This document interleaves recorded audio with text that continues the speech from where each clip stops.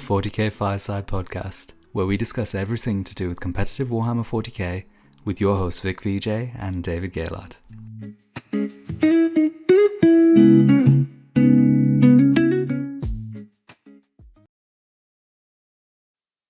Oh, I got a different co-host today, though. We've got welcome, and I think is this the first time you've been on the show, Adam? It is the first time I have been on the Hello Fireside. That is a travesty. My good friend Adam Camilleri, who I've met and then obviously just bump into over the years and stuff like that. And welcome on, Adam. Adam's been playing for a long time and obviously commentates on the official GW streams and stuff like that. So a champion. And Adam runs the 40k Down Under podcast as well. And you have a Patreon for that as well, of course, right, Adam? I do. I am an absolute hoe when it comes to 40k content, and yeah, I'm doing three to four podcasts a week. Oof, and yeah, if you want to come and check out any of that stuff, it's Art of War Down Under, or it's 40k Meta Chasers, or it is Forge Narrative, or it is some old world goodness called Old World Charm. If you're interested in that stuff, that's me, Peter the Falcon, and Danny McDevitt. We do a show over there as well. Nice. You're a multifaceted man. I can't take more than one game system myself, personally. You know, it's a struggle. That's a topic. If you ever wanted a freebie for the Fireside, how do you manage playing multiple game systems? Man, just the rules of 10th edition are hard enough for me sometimes. Okay. So what I was thinking would be really interesting. Neither Adam or I are playing WTC this year, and we both have. Well, obviously, I live over here in Europe. UK, I guess, technically, side point. But Adam is obviously in Australia, and I play for Team New Zealand. So I've got a little bit of an idea, and I get a little bit of the sounding board of what happens on the Southern Hemisphere through the New Zealand prep. I'm still pretty involved with the team, going over lists, unit compositions. Finn and I, the captain, are great friends. So I call him up like at least once a week, and we chat about stuff. So I'm pretty involved there. But I thought it would be great to get Adam on to talk about WTC, the team's kind of meta at the moment, and really give a different kind of fresh perspective, I think, because I was curious or cautious around how much difference there is, right? Is there difference at all? What's the difference? Are you seeing similarities? Because we all have our different echo chambers, right? And I think that's WTC, isn't it? Like every national team has their echo chamber to some degree, right? So I will say we have had our ANZTC, which is our like mini WTC, where every state of Australia and both the North and South Islands of New Zealand send over an 8-pack to contest for who's the best portion of the Anzac, tandem team up for that year. But that was pre a bunch of these changes, pre a bunch of these codexes. So most of what I have to go off, because we haven't had a big eight player team event that's happened, for on a national scale in Australia. So this is all pretty much just what people say, what people are thinking, and my own gut instinct. In addition, I will be at the WTC. I'll be streaming it again with Joe for the mighty third time. So hopefully you guys will jump on and enjoy that. Can't freaking wait, dude. WTC is like my favorite time of year. Dude, I'm already getting FOMO because I'm not going. God damn it. I'll never not go. I'll just rock up and like bring a deck chair and just sit in the middle of the room if I have to. It is really the Olympics of 40k, really, in so many ways. It's the best way. There's nothing else like it. So instead of the typical tier list of S, A, B, C, D, because one thing I hate, Adam. One thing I hate is I see these tier lists, and they've got 80% of the armies in B tier and A tier. You know what I mean? Yeah. Like everything's just like, oh, it's so balanced, you could win with everything. I'm really a stickler. I like to have things with a bit of stratification in them. So I thought, let's try and tackle it in a way that can make sense for teams. And I think it'd be cool to see where Adam and I disagree on this. So we're going to go armies 1 and 2, and then kind of 3rd and 4th armies, 5th and 6th, 7th and 8th, and then everything at 8+. You can only have 2 in each of the first 4, but everything at 8+, we're going to go a kind of linear, tier list within 8+, I guess, because we're going to have some leftover factions here, right? And now this is a very interesting thing. You can almost break this down by like you've already broken it down. Armies 1 and 2 and 3 and 4. People don't know, like at WTC or at the WTC level, the stratified 8-pack that we play is 8 players for a reason. And usually in many years gone by, it's been very simple to fill this thing out about what should and shouldn't be taken. We're probably in the best place we've been in meta-wise, and I know you're going to hate saying that. We're in the best place we've been meta-wise in probably about 5 to 7 years. I think there was a golden period of about 9 months in the middle of 8th edition was the last time the meta was this wide. Yeah. But if you're going to break this down, armies 1, 2, 3, and 4 are the armies you would expect to see pretty much in every team at the Yep. WTC. Every team in the WTC that thinks they've got a run at the podium should probably have these 4 or a combination of these 4 armies. 5 and 6, 7 and 8, you can break it down to we've got a superstar, top level tier player. We've got a Scar, we've got a Derek Lathura, so we can play GSC. We can take Drukhari when other players, other nations might not have that player. There's a bunch of in the game where if you've got like a best in show player for a faction, you can warrant taking them. And then there's the rest. Like you said. I think we might have a little bit too much in the 8 plus at this point, so I'm going to give you a little bit of freedom. If you've got some commentary and you think an army would be in the 7 and 8, then we can put that in the 8 plus as well, like faction expert, rate that a bit higher and stuff like that. Because there is going to be a lot of flex, so we're going to have to be ruthless here.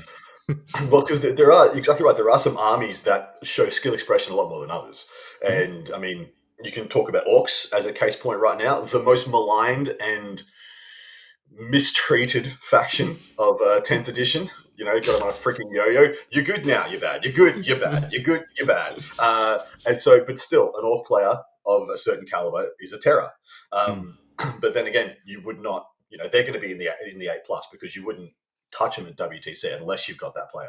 Okay, well, Adam, you're jumping ahead, but why don't we go into it? What about the Green Boys? Because obviously we have Brian's site, and big shout out to Goonhammer. We're using their icons. You can check them out, obviously, goonhammer.com. They've got the best simplistic artwork for this, so shout out to the guys over there and James Grover and the team.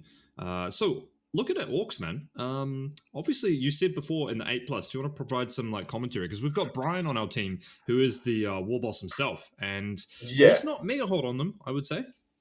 And like I said, when you got one of the best players in the world, who's a faction specialist, Orks are an absolute behemoth.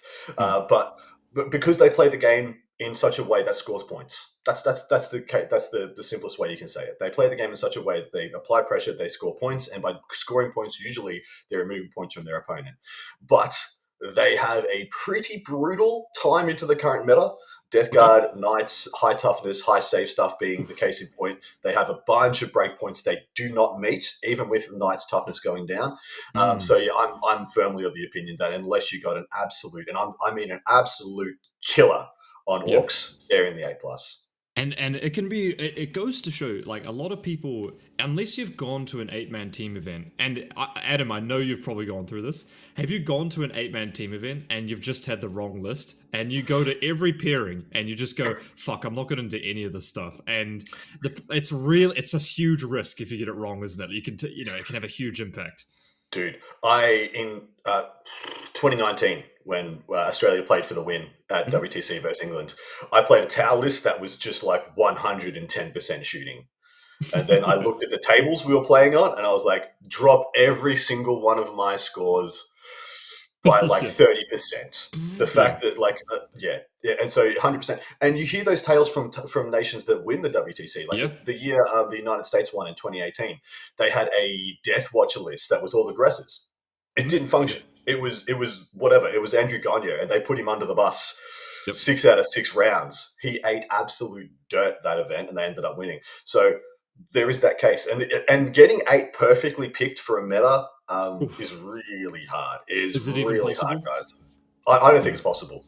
Yeah. I do think that you are better off, if that's the case, just taking what your players are good at.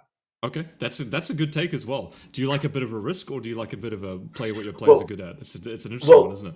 So Brian's a great case in point. Let's say you got Brian, and he's dead set on Orks. He thinks Orks are good enough, but the rest of the team's like, oh, we're not sure. And so all you do is go to Brian and be like, hey, Brian, can you please make it a little better into these 2 matchups? Something like that. Change 500 points of your list just to give us a little bit of assurance on our end, and then we'll still back you with your faction choice, your detachment choice, all those things. But just ease up on these 2 matchups for us a little bit, because we think we're going to see that a lot, and that's where we're worried about you. Nice, excellent. So Orks, we're not even going to put with the caveat of faction expert. How about that? Do you agree though with Orks?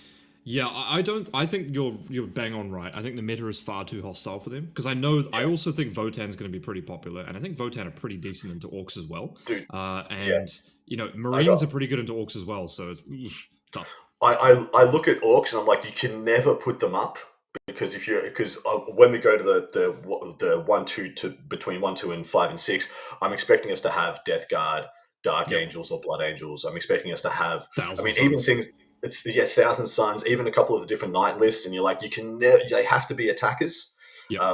As the Orc, and that's just not at all. It makes things icky. It makes things weird, man.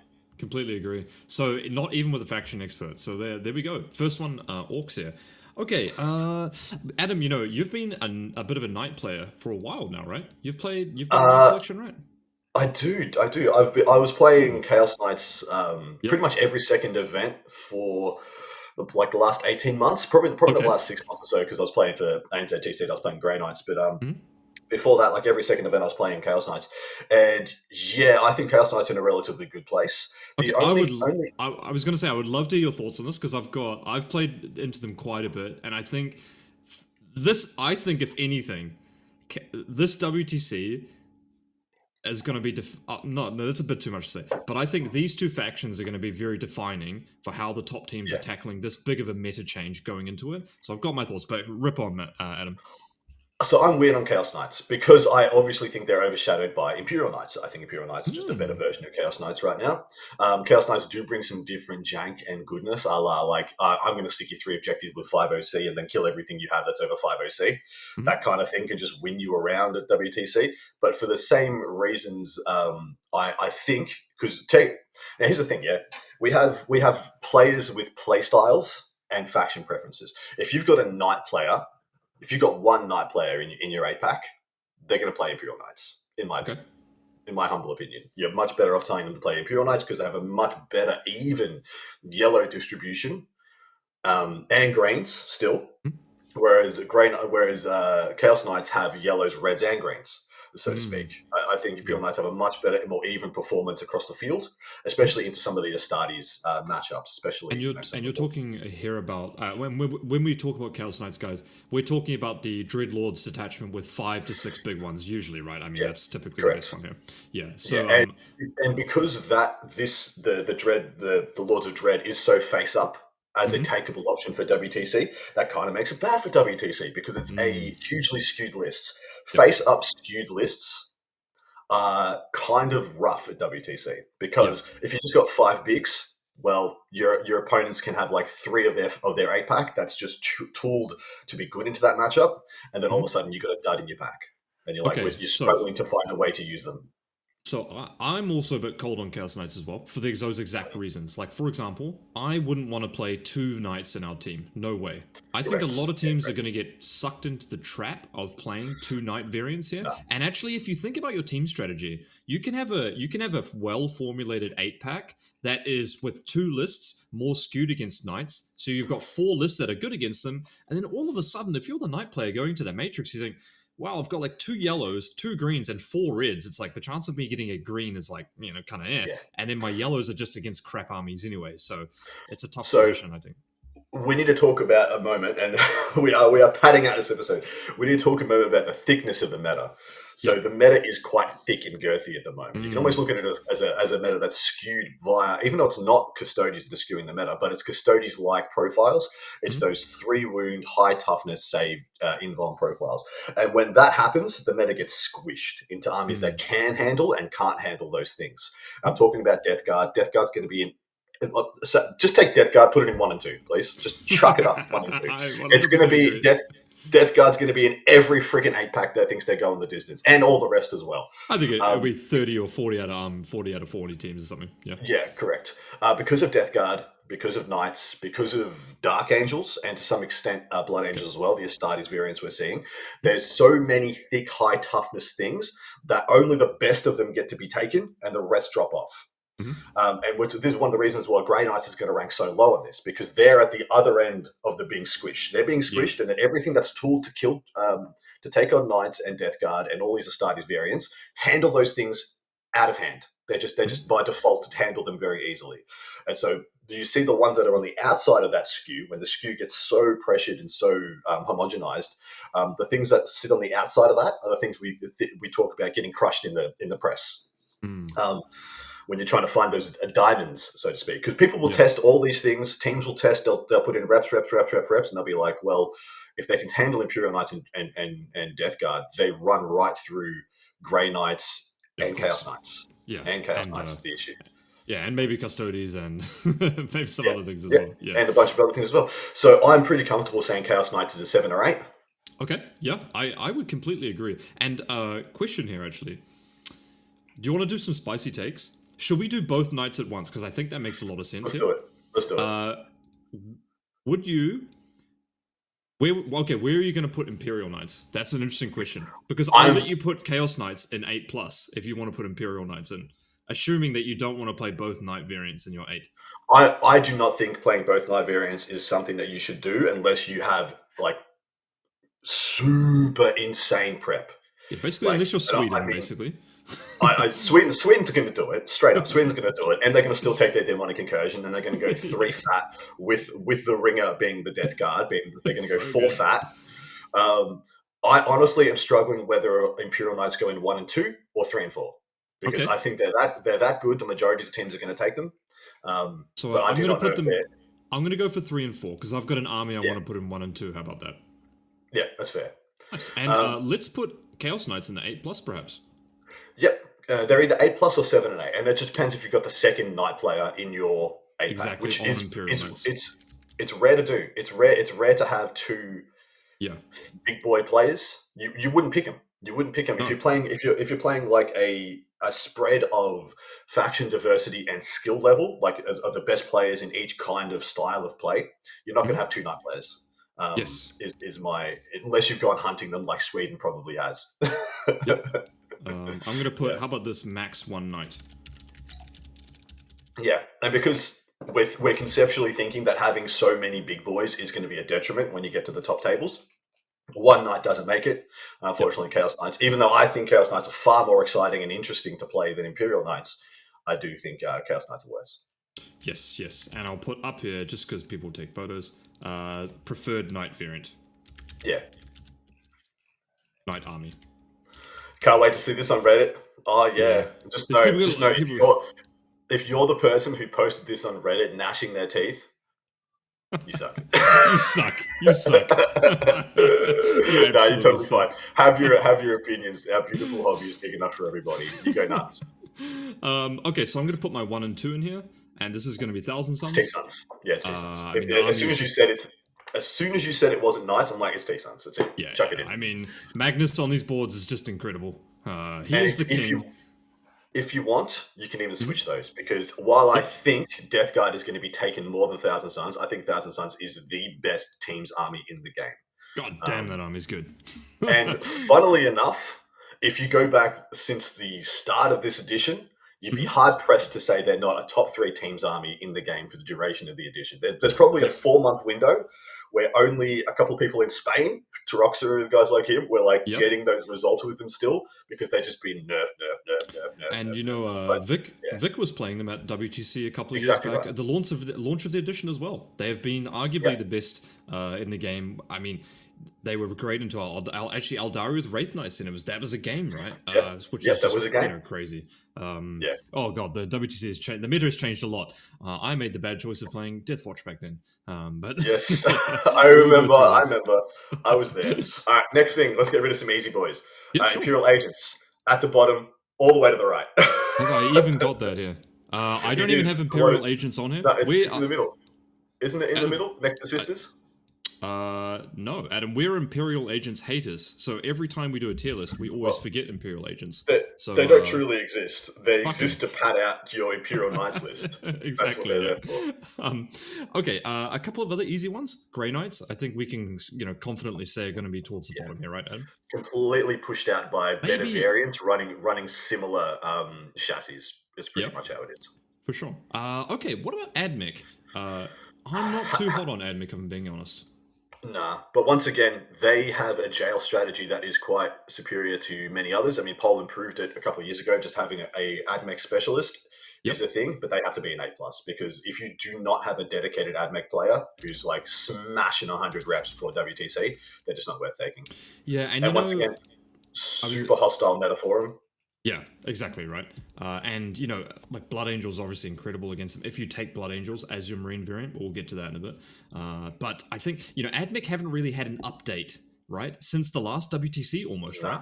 So I Yeah, mean, correct. given how the meta has changed here, I think it's going to be really tough meta for them to walk into. Exactly right. We have so many more things arriving from reserve in the game. We have so many more Mm. things activating from close range and just being durable in combat Yeah, that you can just deploy and walk it yeah, at them now. yeah. Like the jail doesn't work. You And get overwatched by 3 Blight Lords, and your jail strategy's gone, and you're just like, yeah. this is Uh, trash. that is quite rough, yeah. And we've had more detachments with abilities Sorry, that you can Deshran. move. Yeah, Yeah, of course. We've got more detachments now where you can move over enemy models as well. In addition to that, right? correct. Which Yeah, can correct. almost blow your entire game plan out. You Yeah. could rip a challenger card early on and move over all your move blocks, which would be very awkward. Okay, why don't we go? Adam and I are both guard players here. What about hmm guard? I think guard's in a really interesting spot right now, and God, yeah, God is getting disrespected. Is okay. my instinct. I think God are fan freaking tastic. Really, that's I interesting. I think that think Guard struggle a lot more in WTC format than they do other they do. formats. So, they're a bit worse on WTC than UKTC or Games Workshop, for example. And I think a lot of people have turned off Guard. I think they're a little bit more colder on it, to be honest. They Um, have, but they're wrong. okay, yeah, good. They're totally fine. In fact, they're actually like the most balanced they've been in a very long time, with the exception of Yep, Rogue Dante Commanders being the only one you can look at and be like, that's a problematic model for the points. yep, Everything else is kind of fair, and guard players hate fair. yeah. We're Well, notorious for it. We're notorious for hating fair. most nerfed faction. Second most nerfed faction. That's true. Yeah, Orks do exist. So guard, I actually think guard is a 7 and 8. Okay, love it. Um, And are you seeing this just as Adam? One thing I would love to get your opinion on. What do you think about the first defender slot this WTC compared to last WTC? Because I think last WTC there were so many easy first defender slamies. yeah, Like you even had the yeah, Skark build, guard. You had yeah, another like gunline yeah. build, Ironstorm, right? Whatever demon or something like that. I feel like that's a lot less obvious now, and I think gunlines are It's actually harder to come by right now. correct. So usually when we get to WTC, what happens is the game focuses in because you want 1 to 2 gun lines or 1 to 2 gun line esque Yep. in your lineup, and so Mm-hmm. usually the game coalesces around the 1 or 2 best gun lines, and then Mm-hmm. everyone takes those. It's now debatable. In Yeah. previous years, I think this entire edition, it wasn't really debatable. The guard was the best gun line, or guard could build the best gun line. But Yep. now Votann, even Tau is debatably can do a gun line. Yep. CSM, Yep. and I mean, if you You really can wanted even to, play Thousand Suns gunline as well. correct, Yeah, correct. I was Space about to Marines say as well. Yeah, Astartes. Yep, vanilla Astartes can do the gun line. So Tyranids. that is Yeah, a yep, that is a reason why guard is on the lower end of things because they're not the obvious best one, yeah. but Mhm. they have the best scoring ability of all the gun lines. They have the Yes, best and most they have the best consistent OC scoring. play. Correct. They have the best OC play distribution. They have the best secondary play. They still score better than the rest. Mhm. And this is going to be possibly the hottest take Oh, for guard. good. Everyone go back and just look at Scions and then look at the meta. Then look back at Scions again and look at the freaking meta. Do you want an Astartes killing machine? Play some freaking Scions again. They are Like quite good. you want to rip the absolute face off of Thousand Suns, World Eaters, Death Guard, their Astartes, Blood Angels, or Dark Angels. Man. And even they pop Little Knights like never before as well. Yeah. So I think Scions are getting slept on hard, and people And should give that a crack. Adam, would you be looking to play combined arms here, just as the We best can, kind of all rounder? I actually so because it's not debatable whether they're the best gun line, Hmm? you arguably want to skew them and maybe try mechanized assault. Oh, this guy! Talk dirty to me, mate. Yeah, I think Oh baby, my yeah, my mechanized assault list only went down up 30 points, but the yeah, meta correct. did become more hostile to it. I have to say, Death Guard Mhm. with the toughness skew, and then we've got Yeah, Knights coming in. That is not a great meta shift for them, but I still think the army's got a lot of play to it. It's an annoying army well, to play if you've because got a specialist. you're tilting the combined arms. Yeah, you're playing kind of more of a defensive build, where I feel like the mechanized assault is a more proactive build, where Yeah. you can just go and flip any objective on the table, and that should be the Yep. modus operandi of it. Like, cool, my Rogal Dawns are gonna kill stuff, and my Casicans are gonna trade for a unit every turn. Yada yada Mhm. yada. Cool, we could do just fine, but I can flip any objective on the table at will. And that's Mhm. just the thing that's actually quite powerful in the game at the moment. So it And shouldn't be overrated or overlooked. and you know what is really fascinating? Last point on guard here is that the shooting back end, so to speak, is very similar for combined arms and mechanized assault. Anyway, It's it's virtually going to the be same. 2 Dawns and 3 Russes. I mean, I'm a big fan, of course, Yeah, of the triple flamer Lehman Russ Vanquisher. yep. Mister 145 point ballistas. 145. Yeah, baby. Pop a rhino, flame some boys. Pop a Hell rhino, yeah, flame dude. some boys. Yeah, Just it's a good ram time. them onto your opponent's expansion objective. Yeah, Be like, okay, we're stalling the game out. yeah. Very versatile build there. Okay, cool. So guard I have commander a 7 and 8. I have a Hmm? question for you. Sure. Tau has been virtually abandoned in the Southern Hemisphere for quite some time. Okay. What's your beat on Tau and their changes, and how good are they? So we have a player in our team called Lewis Smith, who was Mr. Tiger Shark. He was the guy that actually made it Boo, popular. hiss, And, boo. so he lives just down the road from me. He's a good friend of mine. And as soon as the tower changes came out, of course, we were thinking, whoa, okay, what's the thing out there? So we've done quite a lot of testing with it. We've done some testing for the WTC team. I was a little bit overhyped on it when the changes first came out, but the army it can be quite prone to whiffing, like Yep. very hard, I think. And I think it can really struggle to push a differential because it doesn't actually have a lot of primary OC play. And if you're unable to secure your expansion and or shoot them off your opponents, it can really struggle. And the trading pieces are still quite expensive there. So I'm Yeah. actually not very hot on them personally. Me either. Me either. That was my gut instinct. Is Mhm. that their shooting base is just as good as guard, but all the ancillary stuff and the utility things are still just a notch worse than guard, Yeah. and so they're just kind of 10% worse than guard. I think Is where I got. I think the only viable build is probably with the Tiger Shark as well. And I might eat my words on that, of course, but Oh, that is what actually gives the army like an X factor that no other army has access to, right? So like, why are you playing Tau if it's not to play a giant plane that can now split fire at Ballistic Skill 3 with rerolls, right? Like that's actually yeah, kind of a good yeah. reason to It's play it. actually good. It actually But is good. otherwise, you're kind of just playing a worse variant. So why don't we put Tau in the A I, plus, I, 8+? yeah, I put You them think it? towards the left side. Yeah, I put them next to Chaos Knights. Okay, cool, fantastic. Yeah, That's kind I of what I think was that's thinking as well. perfectly snug. Nice. Okay, rightio, let's keep ripping through some easy ones. So let's do all the marine variants the same, right? So let's do Space Yeah. Wolves and blah, blah, blah. Now, we can debate about which ones we think are better in a minute here, but that's fine. Which one's Okay, what's the silver boy? this boy right here? This No, no, is, no. The of the silver Astartes we've got, with the diamond in its head. this is Space Wolves, and then we've got Ah, okay. Ultramarines. Yeah. Let's go with the other silver-haired boy. Votann. Yeah. Yeah. Do you know his power level? Which is a very poor accent reference to Tim Schneider, who is the German Votann star. What are your He thoughts is. on it here? Is it an 8+ faction specialist thing? I'm gonna be. It's gonna be very interesting to say here, but I think they're guard with a little bit better profiles in the meta. Into the meta, Ooh. the utility. Yeah. What do you think? I think the range is obviously a big issue for them, which is It the is. advantage guard has over them. But Yeah. I can totally see that right now, actually. Yeah, for sure. Yeah. The prevalence of the damage 4, Hmm. which they can spam damage 4 a lot more freely than guard can. Hmm. I think puts them a little bit over the top. Even though I have never been a lover of the Hecaton. Straight up. Neither. Yeah. Straight up. I've never been a Yeah. fan of the Hecaton. I'm like, the Hecaton kind of is trash, but Yeah. everyone just keeps racking up wins, and I've lost a Hecaton, so I can't really speak to it. Yeah. But the bikes, absolutely fantastic meta for the bikes. Mhm. Absolutely fantastic meta for things like And little units of Berserkers. and Sagittars are still one of the best transports in the game. yeah, and grudge tokens are at a premium right now, I think, right? Like if you're playing into a knight meta, I mean, just grudge your whole army. You're just like, sick, bro. Grudge these things right here. Slam, Yep. slam, slam. Berserk's really good Thousand into knights. Suns. Magnus is always grudged every game. Yeah. Death Guard, Face. cool. Yep. Yeah, bunch of stuff is exactly right. Exactly right. They have just. I feel like they are like. If you have the player, they're better than guard. Like if you had a gun line player, I think you can tool a Votann list to be a little bit more savage and Nice. terrifying to the meta than guard. Cool. And Why that's not?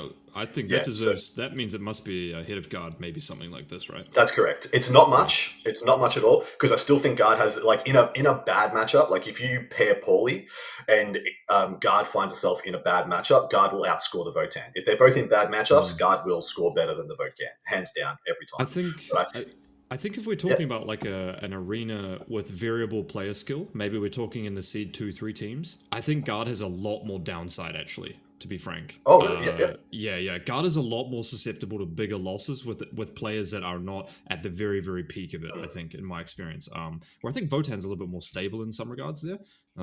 You can kind of play a defensive game, but in guard you can get in a pickle really bad, really quickly if you say misdeploy or misjudge it at the range really quickly, I think. And all of a sudden, or you're just getting tagged to like turn one. Yeah, You're just getting exactly, mass tagged turn one. Game's over. Because you don't have any fallback and do stuff like Votann do, which I think is quite big. Okay, why don't we go? Oh, have you got something next you really want to tackle? No. You pick your poison, mate. Well, how about Tyranids? Have you had the opportunity to play the new detachment very much? I have, and I have seen it played, and I've played a lot of it, so I'm curious. Okay. First time you play against the Subterranean, it's going to suck. Second time, it's going to suck, but suck less. Third time, it's going to suck, but not that much. Fourth and fifth time, you're fine. That's my issue with the Subterranean Assault, is that it's once again, it's very face up, and its tool set is so unique that you can practice into it very exclusively. You need a superstar player on it with a perfect build, but it can be very good. Despite that, I still think it's an A+, because we're assuming everyone's got reps into everything, and Subterranean Assault functions best when you kind of at a knowledge disparity. Oh, that is a spicy take. Very What are your thoughts? interesting. Because so what's funny is I did a video a while back on Subterranean, and I did one recently about reviewing the data sheets for it. I've played maybe 15 games of it, so I've played quite a bit, and I got a lot of feedbacks, so to speak, messages from people saying, "Wow, I can't believe Dave thinks it's a B tier army. Like this is an S tier army," from people that are on like good WTC teams. And I was like, "Wow, okay, this is interesting." So I really, I really struggled to find a good build for it because the detachment is so flexible. You can play a wide range of things. And here's the build that I landed on. It was something like 0 norms. Is it Crush a Stampede but coming out of a hole instead of walking across the table? Because that's what I'm hearing from people. Pretty close. So it's like the only shooting it has is 6 Hive Guard with the shock cannons, and then I've got an Exocrine, and then I've got a Maleceptor. That's all the shooting. And then it's like Swarm Lord, 3 Horror Specs, 20 Gargoyles, Trigon, a Morlock, actually I've been a big fan of. 2 and only 2 units of Raveners, and then like a little bit of 1 or 2 Chaff after that. And whilst I haven't been able to push a big differential, it does seem to have play into a lot of different things. That's a tough one. Yeah, it is a tough one. So my default is that if your opponent is inexperienced versus Subterranean, you've just given them like 3 points in differential, essentially. For the knowledge disparity is so vast, and if the Tyranny player is good, it's a fantastic army. From everything that I've heard, is that most players that I've heard who have played like 5-10 reps into it are just like you kind of just start disrespecting it and you realize it works. Yeah, and I actually think the WTC terrain can be more difficult than other terrain formats for the bigger monsters as well. Oh yeah, absolutely, because people can push you behind big L's by making it's still a 6-inch exclusion. Yeah. And on WTC, you get the 4-hour rounds, which is a huge... we haven't even talked about it yet, but 4-hour rounds are quite a big component for your army choice in a lot of ways, right? Like, if you're playing a very tricky army that's hard to figure out, your opponent gets 2 hours on the clock, right? And trust me, people will eat... they'll take half an hour for a turn, right? And they'll map every single thing out. So if you're trying to block a monster from landing, they'll block it out so you can't land on the wall here, an inch out of here, an inch out of there, which is a pretty big... downside to it, I think, to some degree. for the reasons that I don't feel like it pairs it pairs fine if you skew it. And one of the great things about Tyranids is the book is so deep you can kind of skew it for the meta. But still, even when you skew it for the meta, the weird thing about their breakpoints and profiles is they don't skew for the whole of the top of the meta. Like you can skew to like absolutely more Blood Angels, T Suns, World Eaters, Emperors, Children chassis, and then you just get disrespected and walked over by Death Guard. And or you can tool for the Death Guard, and then you don't have enough resources to fight the MSU battle versus Blood Angels. And that's kind of my fear for it. So you once again, if you've got an expert freaking player who can build perfectly, it's worth taking. But it's hard. It's a hard pill to swallow.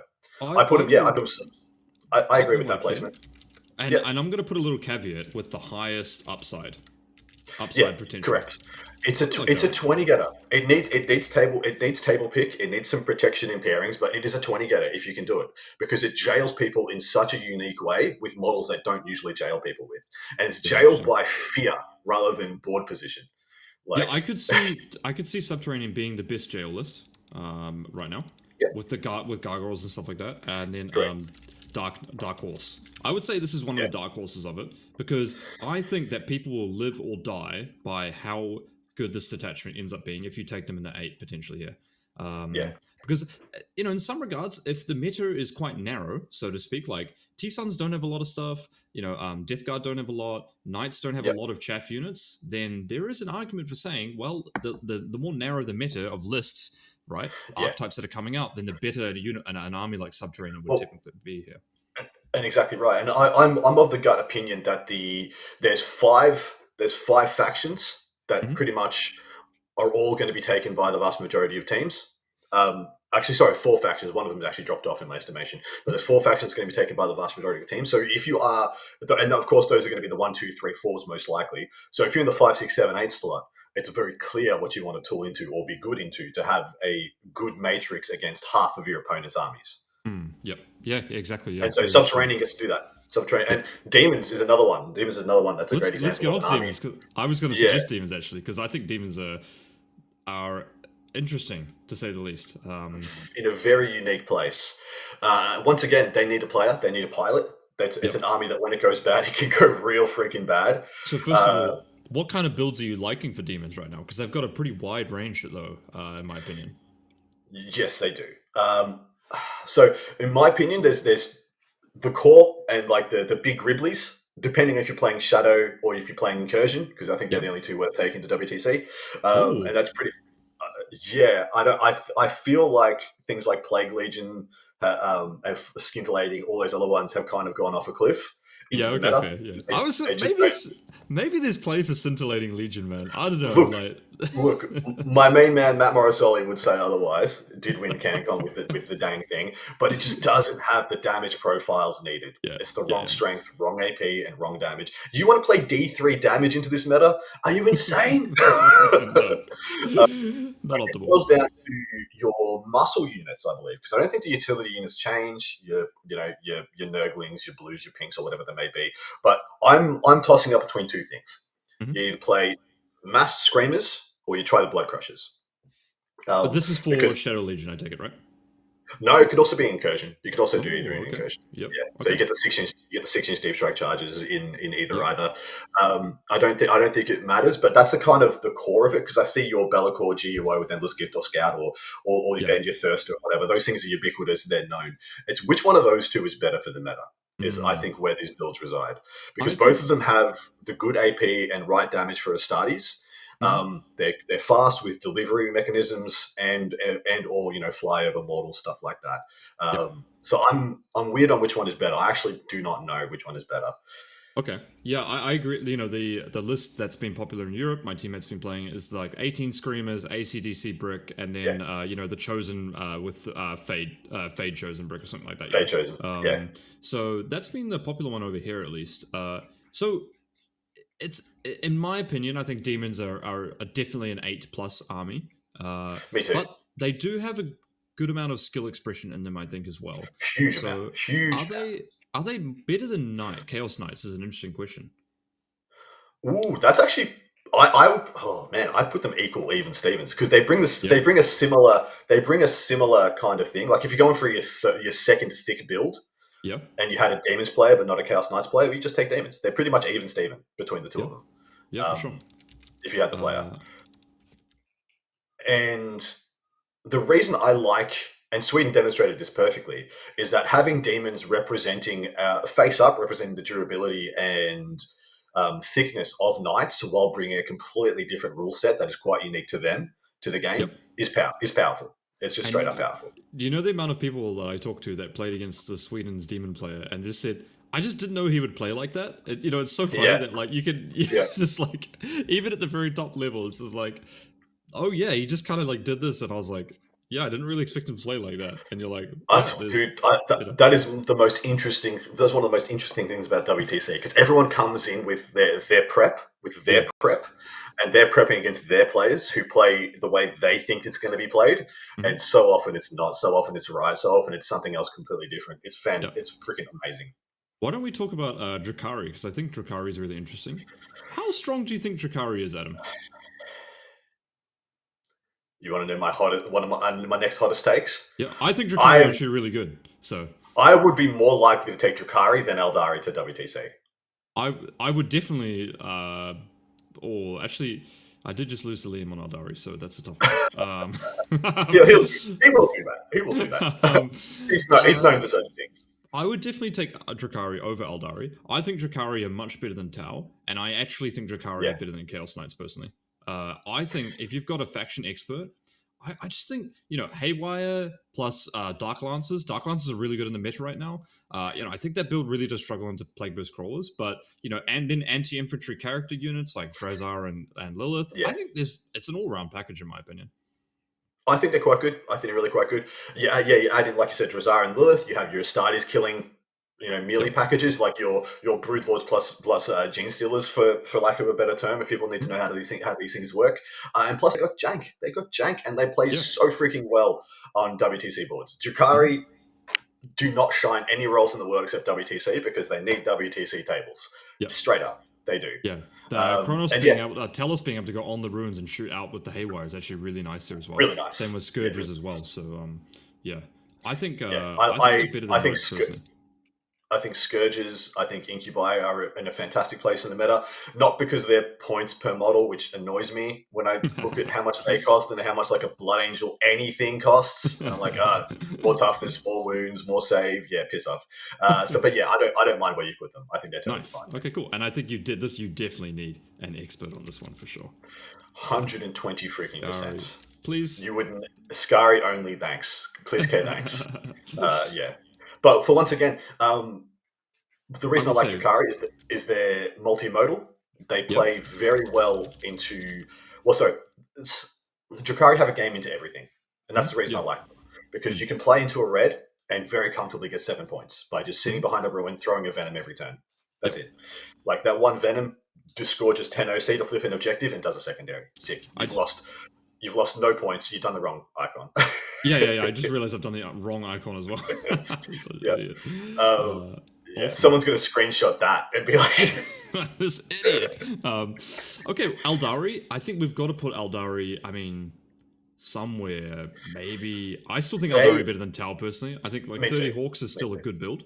Is what I go for. But the biggest issue I have with Aeldari is they don't put up a differential. And to be fair with them, they pretty much never did.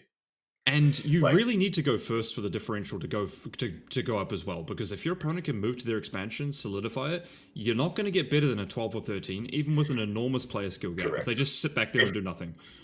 Everyone knows what your units can and can't kill. Everyone knows the threat ranges of Fire Dragons now, and you're probably taking, honestly, you're probably taking larger units of Fire Dragons now, like a 10 and 2 5s, and in Aspect Host or War Host, and just trying to play the funny buggers in the Wave Serpents. I'm really worried about Aeldari, and I would not be surprised if it's taken very loosely at WTC. The only one I see as being the extra spicy take, and Liam probably backs me on this, is Harlequins.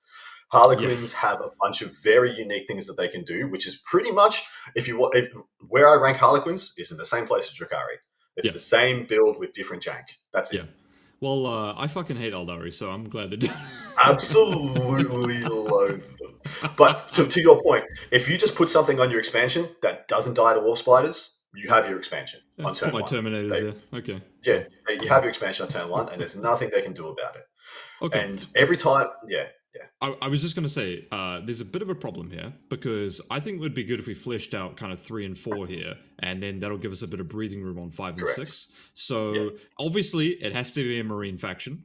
What one is it and why? Yeah. So you're saying a loyalist Marine? No. I'm saying you can pick one Marine faction, obviously. So we've got like Deathwatch, Blood Angels, Space Wolves, Black Templars, and Ultramarines. Which one would you pick? You got sisters there. Black Templars. We always forget Black Templars in the icon as well. and you don't have a Dark Angel there, you bastard. My word! I'm sorry. I'm gonna try and get that in. You can ramble. I'll go for it. Destroyed. So, as far as I can tell, Templars needs a player. Space Wolves needs a player. Blood Angels, Dark Angels, freaking take any Muppet that's good enough to take a WTC, chuck them on it, they're going to perform. Yep. So to me, it boils down to Blood Angels or Dark Angels. Ooh, spicy.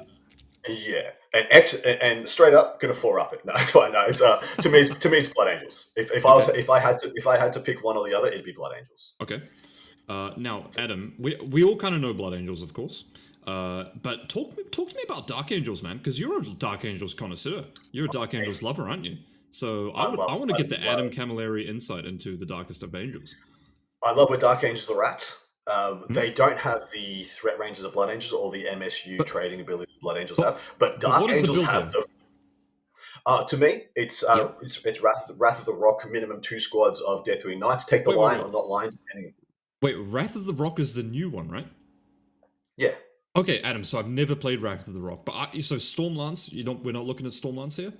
I don't believe so. If you're going to take Stormlance, just take Blood Angels. Okay, and sell me on Wrath of the Rock. What is the Rock cooking?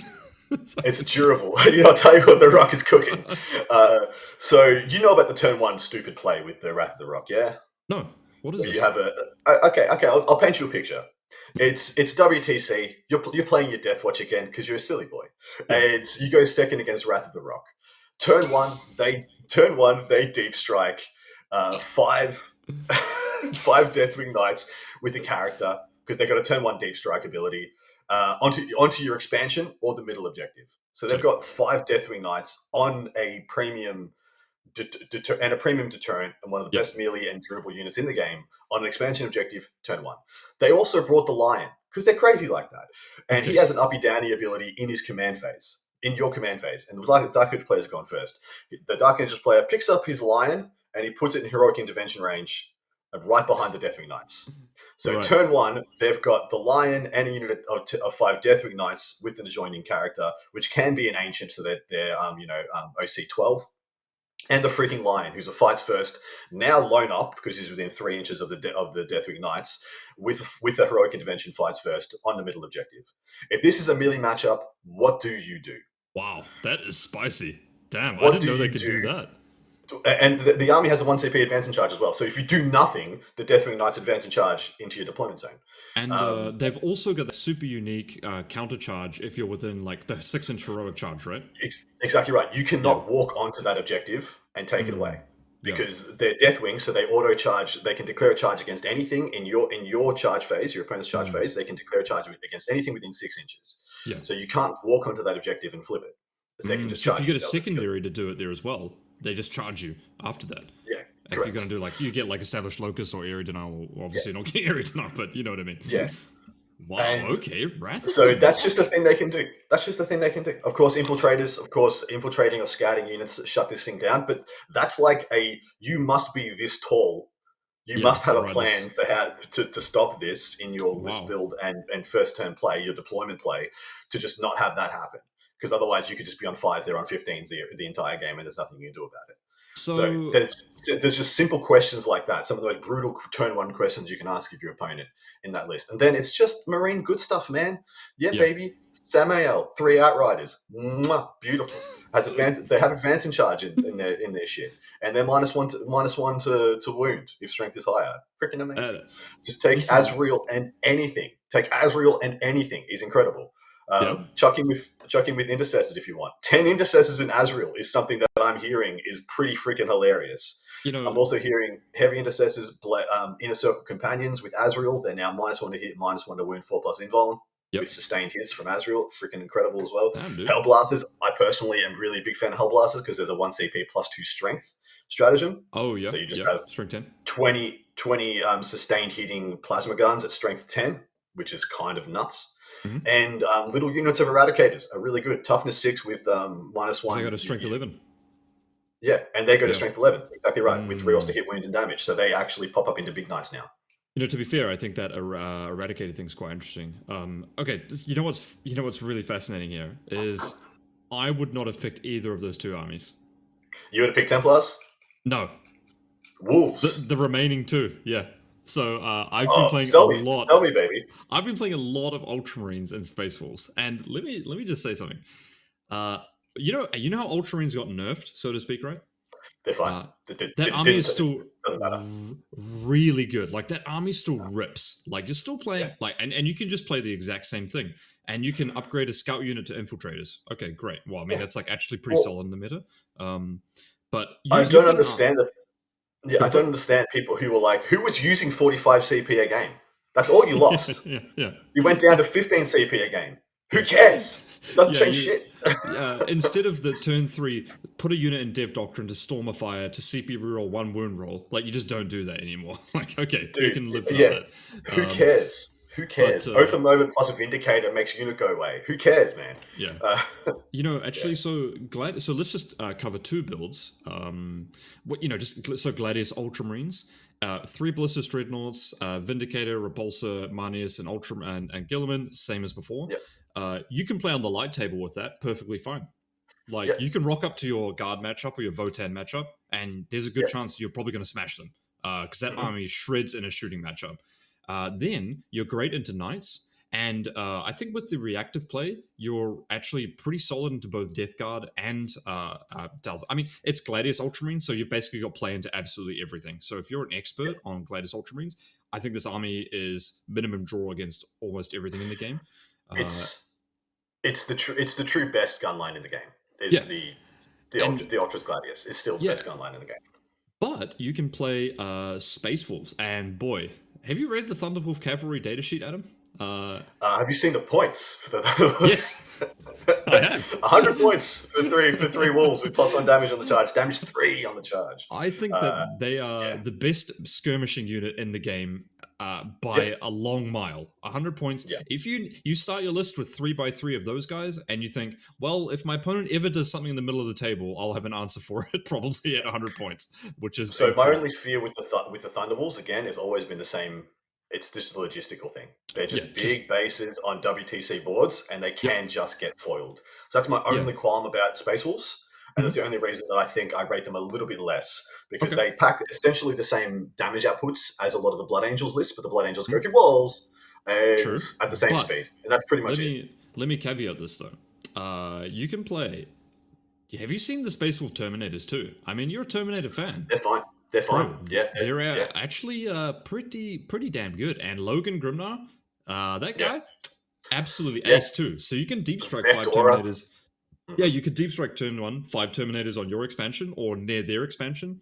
Arjack as well, you got there. But you've also got like the Iron Priest and a Repulsor Executioner, and then you've got the Storm Speeder Hammer Strikes, which with the 14-inch move at OC3 at +1 shots. You get 4 additional shots. Then you can like zip around a corner, shoot something. You can either play Stormlance or with maybe probably 12 wolves, Thunder Wolves, or you can play like Gladius, which I've been playing a lot of Gladius.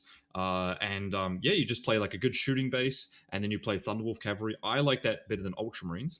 But honestly, I think both of those are really. I think Thunderwolf Cavalry are probably pretty good into Thousand Suns as well there.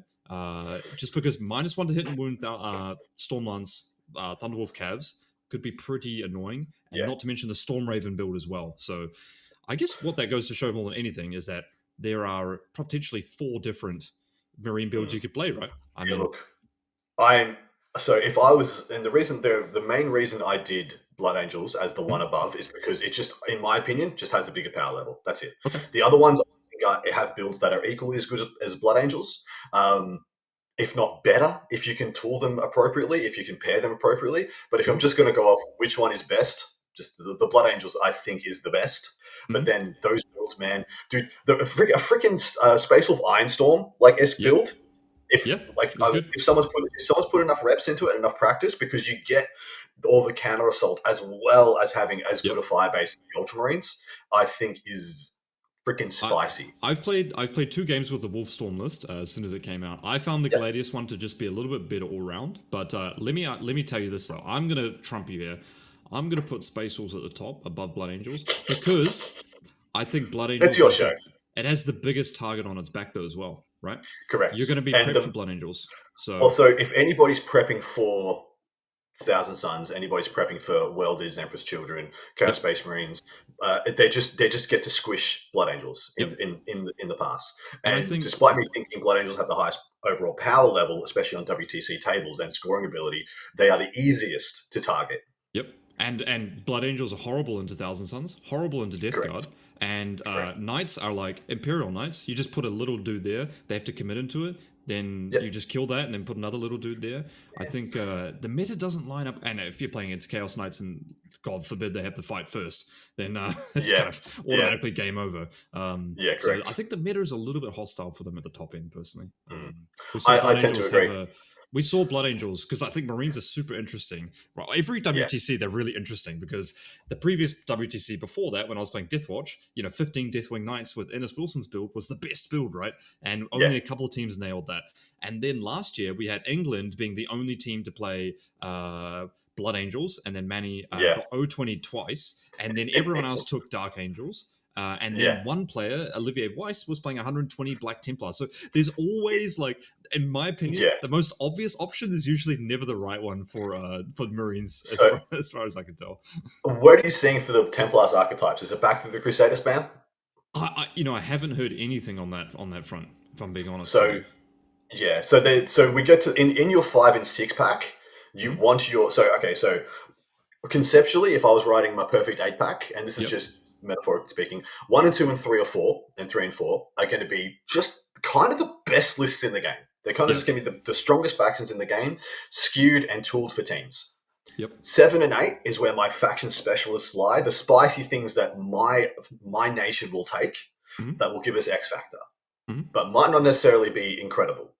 5 and 6 is if I was going to put anywhere to have my defensive armies live, 5 and 6 is where my defensive armies live, which is why I think Necrons go straight into 5 and 6. And what build do you like here? Because it's just Awakened Dynasty. If you are looking to counter the top of the meta, you go for the boys, you go for warriors. If you're looking to be a bit more proactive, you go the wraiths. But I think either way, you're just playing a saturation. I'm not dying and if I'm not dying, you're not winning kind of play style. Yeah, okay. I actually think Canoptic Court is actually not that bad here, believe it or not. 18 wraiths, super slept on. Dude, I literally only up right down there. Honestly, I've played a couple of games with it. 80 points made a big difference. You know how hard it is to push into 18 wraiths? It's disgusting. The only reason I'm way higher on Necron Warriors for this archetype than because you look at the 4 factions that are directly above you. Nothing in either of those 4 factions one taps a unit of 20 wraiths. Whereas, a unit of 20 warriors. Whereas, like just Canis freaking Rex can one tap 6 wraiths, so to speak. So for that reason, I lean more this way because I don't see a single activation removal for 20 Necron Warriors in the 4 factions above us. And if they do have it, it's super face up, and you just don't play that one. So here's a hot take. I don't think 40 Necron Warriors is a good build. And the reason I don't think that is because typically the way that army wins is actually not by whether or not they have the one activation, because you should never play versus that. It's actually because the person you're playing against has never played against a 40 Necron Warrior player that's very good. People on my team know this. I played like 30 games of this for the LGT a couple of years back. They were so fucking sick of me playing this. But I'm so sick of it existing. Yeah, I actually found just with Gladius, for example, I was able to just disrespect them, get my activations right, chuck a grenade at the right time, tank shock the right time, multi-tag the unit up in 2 different places, and I knew where the coherency would have to break and then go back to their reanimator, etc., etc. And so for me, it's actually more of like a kind of, okay, have you played against this thing? Do you actually know how to stress a Necron player? Do you have Mhm. I mean, even a Gladiator Reaper doesn't one-tap them, but like, I mean, if you Storm of Fire a Gladiator Reaper, like, you know, have fun, mate. Yeah, you get to take a turn off. And Yeah, that's all it is. It's not actually one tapping the units, because the one tapping the units is so freaking rare. I it's a mean, trap. Yeah, Votann's like the only one that I can think of that might be yeah, taking the unit naturally in their builds that can do it. yep. But we've Six also, blacks and or the Hearthguard brick. but we've also seen Star Shadow do really well, with Richard Siegler playing the 12 Yep. Wraith Star Shadow list. So I think that's going to be, I think, Necrons are going to come in. We saw Gito, of course, he will be playing Necrons of some kind for Poland. So it'll be interesting to see where they land. And I think you're right. Yeah. Necrons are going to come up in that 5 or 6 slot for sure. 100%. The best defender in the game with upside. Yes, 100%. And the best blunter, you probably want to defend early on with something, but they can go into absolutely anything, I think, 100%. Correct. They have, in my opinion, if you will see their reds over the horizon. You can see what they're bad into. They're so clearly and dodge them so effectively, because likely there's only one in their 8-pack. If they've got 2, yeah, cool. You're not defending. That's it. That's all there is to it. You're attacking. And that's so easy to dodge. Okay, Adam, we've got a variety of armies remaining here. So I'm going to go ahead and put Sisters in the 8+, but I do think Sisters are actually definitely ahead of Aeldari, and I think Sacrosanct's list is pretty hard to push into. Don't tell me that was going to be in your 5 or 6, was it? No, it wasn't. But Okay. I would have had it. I would have had it even higher. So they're my Yeah? dark horse. Sisters are my dark horse for the event. I love So it, I'd have dude. them there. Because Awesome. Sisters are super underrated at the moment. They are in an excellent position. And I think they are an exceptional build. Cool, nice. And you're talking the 30 Sacrosancts, kind of either Yeah. Hallowed Martyrs or the new Or Righteous the new one. one. Yeah. Pick your poison. They play virtually the same. One's more of a trading army. One's trying to hit a durability skew. But they play in a very similar manner. And yeah, I think they are my dark horse pick. For Underrated if you for have sure. the player, can go 7-0. Yep. I'm super underrated. Okay, Custodes, I'm going to put these guys... You know what's weird is Custodes usually do quite well at WTC. No, But next to Grey Knights. Next to... Get the fuck out of here. Okay, we're You narrowing it down. You want to talk about the faction that got squished second hardest by the press at the top? It's Custodes. Yeah. They are just a worse Death Guard in every conceivable way. Yep. And because people are targeting Death Guard, they just destroy Custodes. Yep. Okay, so I'm going to put GSC around the top end here as well in the 8+, because you do just need a faction expert, but I do think this is one of the armies with there's only one like of the 4 of those scariest in the world, matrix. right?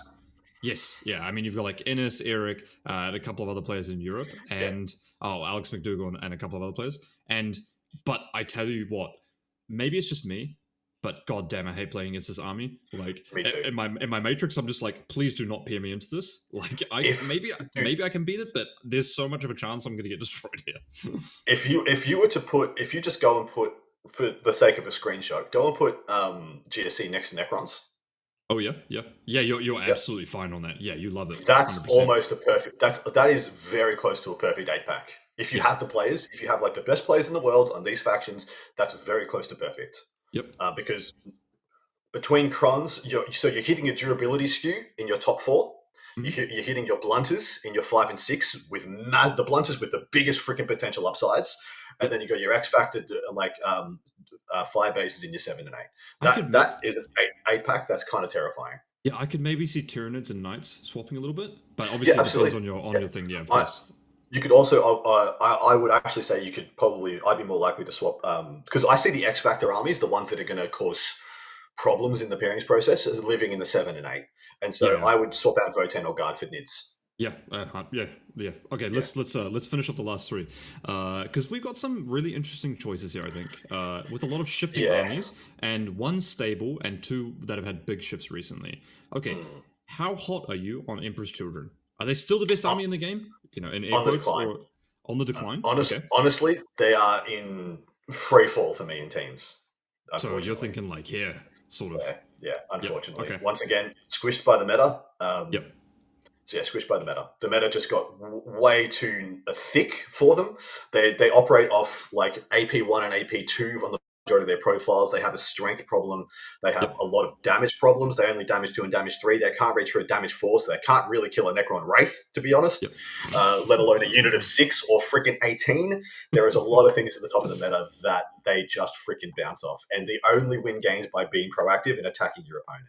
So while they still can win games, they aren't going to be crushing and getting big differentials anymore. I do not believe. Nice. Are you similar? Yeah, no, I 100% agree here, and I think you know what one thing that is really big is that people are just used to playing against them now. So you've got a big, so many of the top players went to go play Emperor's Children, weirdly enough. And then all the other top players just got playtime into them, I think, which is actually a big component when you think about it. Like, you're just super comfortable playing into them now. You're like, I know what the whole thing does. It's one build. I love that you have them next to Aeldari right now, because they're an Aeldari army. Emperor's Children is an Aeldari army. It is Harlequins 2.0. It plays very similar with different jank, and at times in the meta it just has their own profiles. Like, when Aeldari was the bee's knees, Emperor's Children was eating good that day. Emperor's Children lapped that up. But when things just got a little bit too thick for them. Okay, the last two. So are we thinking... So I know we've done this retrospectively.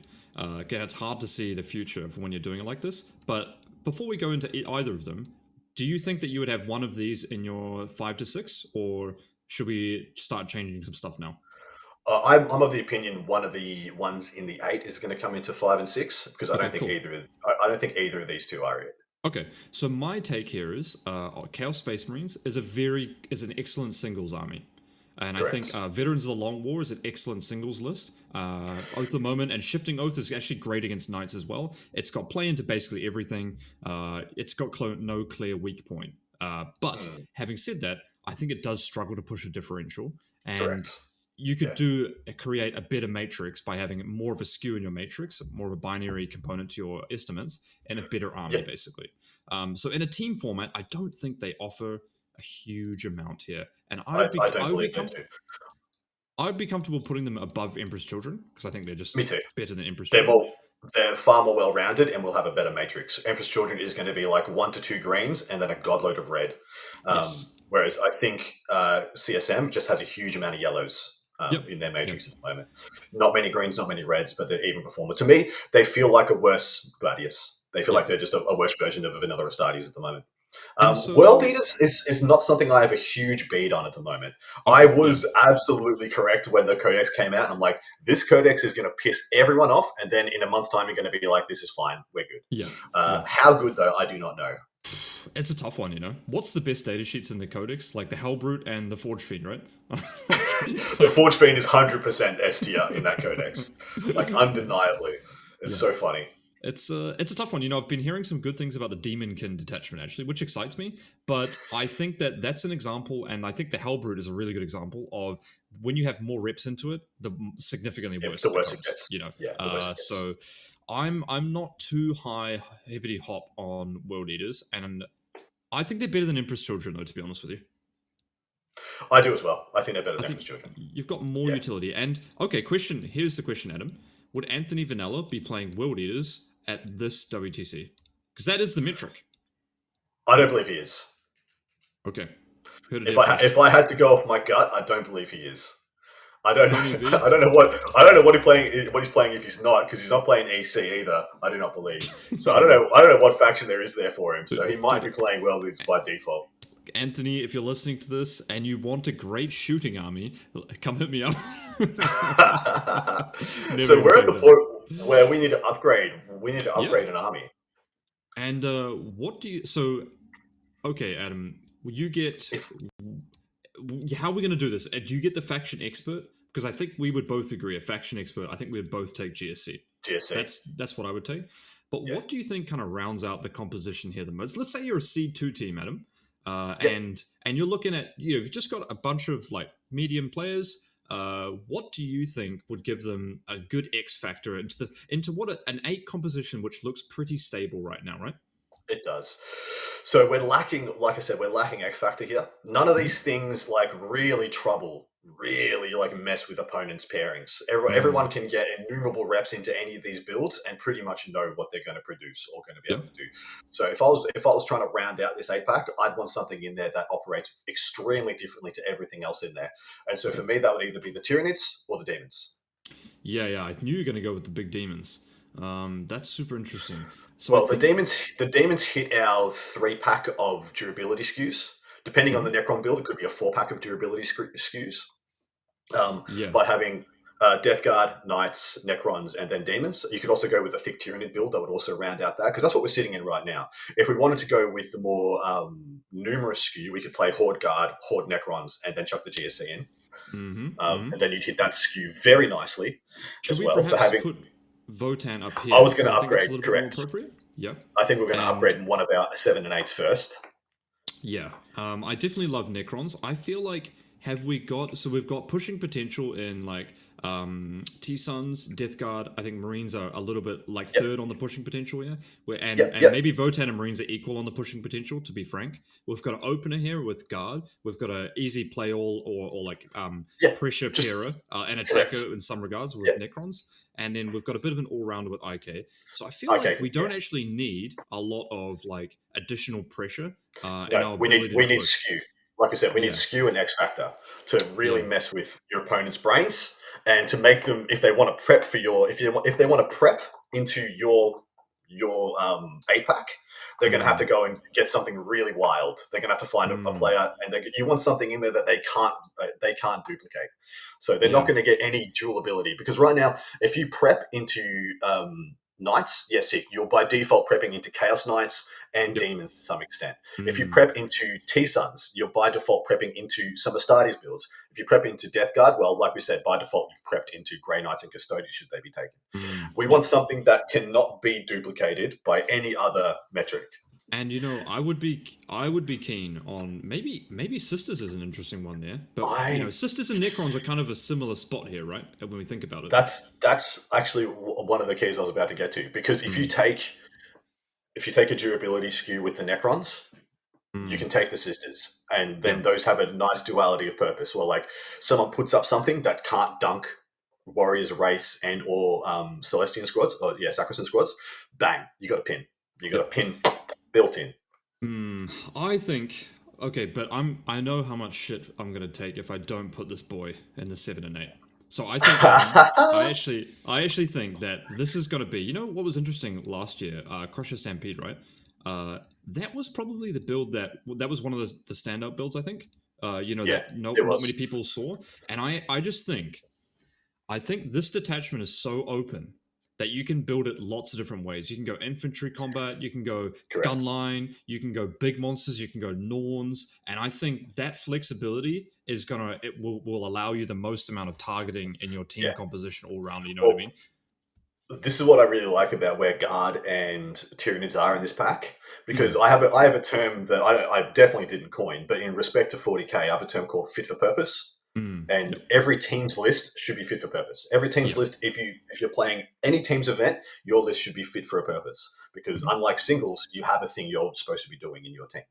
And the fact that Tyranids and Guard are actually in a place where they can be built specifically fit for purpose, like, cool. You change your Russes out from Battle Tanks Vanquishers to Plasmacutioners. Sweet. You're smashing that 3 damage. You're taking your Dawns. You got 3 damage profiles for freaking days.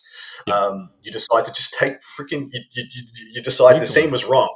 And the scene was dead wrong, and you're going to take 80 Deathcore Krieg. 18 Bullgrim, brother. 18 freaking Bullgrim is a thing. Yeah, you can 100%. Absolutely do that. You could blunt someone and go and play into damage 2 armies and just giggle at them.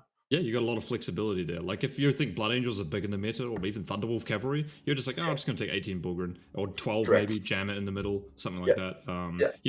18 Bullgrim are probably pretty good against 1,000 Suns when you think about it. So it'll be fascinating to see if they pop up again in this meta. They're probably pretty good at just strangle holding out even Death Guard, right? Nassim took 12 to Nottingham this weekend. So, okay, right, there you go. He's already on to it. There we go. Okay, that's the anything you really want to change up here on the last minute, Adam?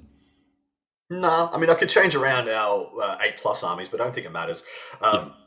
if Imperial agents were here, they'd be on the other side of Grey Knights. So everybody is clear. Yeah. Look, we may be being a little harsh to things like Aeldari, but I have no respect for Aeldari in the meta, in Teams meta at the moment, especially in 8-packs. Yeah. And the only ones I won't speak to personally is I don't know how good Tau is, and so everything else here I can say, or hand on my heart, I have some experience with or against. Post a bunch of the changes in MFM. Tau is the one where I'm just like, I actually don't know how good they are. So don't at me on the Tau chats. Between the two of us, I feel like we've got great coverage here, though. To be honest with you, which is great to see. There we go, and that's been the 8-man teams. I'd be fascinated to see if a team took exactly this. I think that would be awesome. So I have one thing. It's very minor and it's probably pedantry, but can you swap Demons and Chaos Knights? Definitely do that, of course. That's it. That's just one little bit of pedantry, because I was like, if you're going to take a second thick army, you wouldn't take a Knight duplicate. You'd probably take Demons instead over Chaos Knights. Mm-hmm. Okay, we have one. So one thing we do, Adam, is that we ask our Discord any questions that they have while I'm filming. So one thing I don't want to forget is let's get to some questions right here, if you don't mind, really quick. Embellish me a bit more. If you are short on homework prep time, what's the most effective prep you can do for teams? Any thoughts on that one? Talk to people, chit chat. If you can't play them, talk to them. Yeah. I played for the UN team in 2022, and having never pretty much played a tournament with Grey Knights before, but I had an exceptionally good Grey Knight player named Stewart Trainer in my meta, and I just pretty much took him hostage for his brain power, and we crafted a list. We talked about every matchup and my matrix back to front, inside out, all the tech pieces, all the jank, and I got my best result at WTC to date. Nice. There we go. Okay, next question, quickfire, Adam. Alex was asking, what's the biggest difference between the meta in AUS and the rest of the world? What do you think? What does he think fosters unique Australian meta? The price of chasing the meta denotes that once you've got your army, you're locked in, baby, for at least a little while. It's not like you can't go and buy a new army every other month. You just can't do it. So we have a lot more faction expertise because people stay stable on a chosen faction. And because of that, we have some of the best players in the world on said factions. Like we have one of the best Chaos super faction players in Mamro Soli, one of the best Hardmind players, Eric Lothuris, one of the best AdMech players, so on and so on and so on. Because of that, because people have to stand still on their army a little bit longer, people get a little bit better on their chosen faction. So that's where you'll find. Same with New Zealand as well, because they can't go chasing the meta as hard. You'll find people are stable, except for Finn. I don't know how Finn does it. I suppose he's got a second mortgage or whatnot. But you find people stand still on factions longer, and therefore you get more faction specialists in your meta. Yeah. I think that's a great answer, actually. Lovely. Okay, last one here. Chris is asking, after a teams game, how often did your predicted score from the Matrix match reality? When there's a deviation, how do you look back on your predictions and differential between your Matrix being just wrong and your Matrix being right? In principle, okay, so long question, but how do you go back and look at your Matrix versus reality when there's a player skill difference in there? Any advice on that one? So that's an interesting thing to say, and this is a long answer because you're going to have to go through a bunch of checks and balances to identify where the discrepancy was. Did they play how you expected them to play? If you prepped for that matchup, was your prep representative of how the game actually played? Yes or no? Do you believe they're a better player than you? Yes or no? That's a big one to always go after. Did you take into account first turn and mission in your prep and your estimations of the matchup? If you didn't, why didn't you? And so you really need to go through a bunch of qualifying questions to identify where the discrepancy is or why the discrepancy happened. Did you just fatigue out and forget something? Like that happens too, and you should be okay with that happening because we're humans. Does that answer the question? Yeah, no, I agree. Are you a believer, Adam? Last question before I let you go. Are you a believer that you should pair based on equal player skill, or you being a better or worse player if you know the other player on the faction or the team, do you think? Oh, one of Adam's favorite questions. Okay, so there's 3 levels of pairing there's 3 levels of the meta at a team event, especially at the WTC. There's the missions and the terrain, That's the bottom level. So you can pair for the missions in the terrain. So I'm going up because I want this table, and then doesn't matter. It matters far less what the pairing is. There's pairing for the armies. So yeah, cool. I'm bad into this one on this mission. Cool. Now you take, because you have to take each level into account as you move up at the Adam's pyramid of hierarchy of pairings need. And the top level, the best level you can reach, and this is the hardest one to do, is like the self-actualization of knowing how good all the opponent players are. Yep, so you pair your best players into their best players, or you try and pair your best players into their weakest players. Yep. And then 100%. The other two don't matter nearly as much. Yep. And this, I would argue the Seed 2 bracket is the most interesting for that, because you usually have the teams with like myself last year, or like Liam or Innes Wilson, where there's potentially a big discrepancy in some players. You have some killer and filler. Yeah, exactly. Yes. And that means no disrespect. Everyone who comes to WTC is like a G10 winning juggernaut, but then we find there's like a 1% at the WTC where like just a cut above the best players in the world. Like there's the best of the best. But yeah, that's how I would do it. And you gotta ask yourself where your team is at. Look at your team and be like, are we good enough to identify who's good on their team and who's whatnot? If we are, we should use that to our advantage, because every piece of knowledge is to be wielded, to be used in the pairings process. Every single one. But there's no point in trying to nail that top part if your first foundation is shit and your matrix factions are shit. Correct. Exactly right, brother. That's why it's a pyramid. You can't get to the top without the other two being perfect. All right. We're going to end on a pyramid scheme. Go and check out Adam's Patreon. Check out his podcast. Adam, has been an absolute pleasure. Thank you for coming on, bro. I'm going to snag invite you again now, and keep it going from down under. I'm sorry I won't be able to catch you this WTC, but be well, bro. You'll be watching, because guess what? I will be. You can't not. We got you. The hooks are in. Anyways, my absolute pleasure. I love the 40k Fireside. I think I've missed less than like 3 episodes of what you guys do. Dude, you're a beast. My pleasure to be on. And yeah, let me know any other time you want me on. Hopefully I haven't sounded like absolute nonsense. No, you're a beast, bro. Absolutely fantastic. Bro, I'm going to try some Dark Angels, and we're going to smell exactly what the Rock is cooking. Peace out, everyone. Have a good one. See you guys.